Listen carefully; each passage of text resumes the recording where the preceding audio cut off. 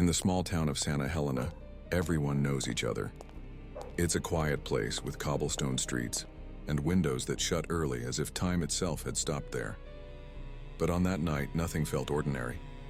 The central figure of this story is Camila Duarte, a 16-year-old girl full of life, often seen riding her bicycle around the neighborhood. But one morning, on her way to school, she vanished in broad daylight. Her backpack was later found abandoned on the side of the road. No witnesses, no tracks, no explanation. Leading the investigation was Detective Henrique Salles, a seasoned officer with tired eyes and a history of difficult cases etched into his face. Yet, nothing in his career had prepared him for what he was about to uncover. The entire town joined the search. Posters with Camila's picture covered lampposts, bakeries, and grocery store windows. Her mother, Lucia, could barely speak without breaking down in tears. But as days turned into weeks, hope slowly began to fade. Then on a cold Sunday morning, a body was discovered in the vacant lot behind the abandoned church. The police quickly sealed off the area, but whispers of what had been found spread through town long before the forensics team arrived. It wasn't just Camila's body. What horrified everyone was the disturbing detail. Her face had been completely removed. And in that moment, Detective Henrique realized this would not be just another missing person case. Something far darker was only beginning. The vacant lot was surrounded by police cars. Flashlights cut through the darkness, casting sharp beams over Camila's body. The silence of the night was broken only by the steady click of the forensic cameras. Henrique stepped closer, moving slowly, forcing himself to stay calm. But when he saw the body up close, his breath caught. The cut was precise, almost surgical. This wasn't the work of an amateur. "My God, who could do something like this?" murmured forensic specialist Juliana, her gloved hand covering her mouth. Henrique didn't answer. His eyes were locked on the marks around the girl's wrists as if she had been tied down. Something about the scene didn't add up. At the station hours later, Detective Henrique pored over the case files as heavy rain pounded against the window. Every photograph of the body seemed to stare back at him even without a face.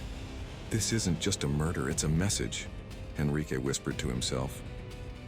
That same night, as Henrique retraced Camila's last steps, he began to feel the weight of someone following him. Footsteps echoed behind him through the empty streets, but each time he turned around, there was nothing. Suddenly, a motorcycle crawled past, its rider wearing a mirrored helmet that caught and reflected the detective's stare for the briefest moment. A shiver ran through Henrique. Something told him this would not be the last body. And for the first time in years, the detective felt fear. Fear of where this investigation might lead him. The following days were torment for Henrique.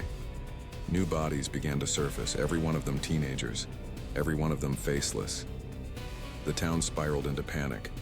By nightfall, the streets were empty, and fear seemed to breathe alongside every resident. Henrique barely slept. The leads were scarce, but one detail caught his attention.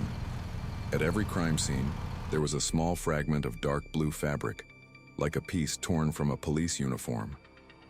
The detective began to suspect his own team. He gathered reports, cross-checked shift schedules, searched for cracks in their stories. And then he saw it.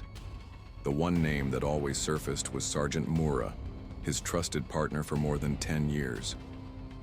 That night, Henrique made the decision to confront him. He found Moura alone in the squad room late, methodically cleaning his gun. "It was you, wasn't it? Every clue leads back to you," Henrique said, his voice steady, though his heart was racing. Moura lifted his eyes, a cold smile spreading across his face. "You took too long, Henrique. A face is only skin, but fear, that lasts forever."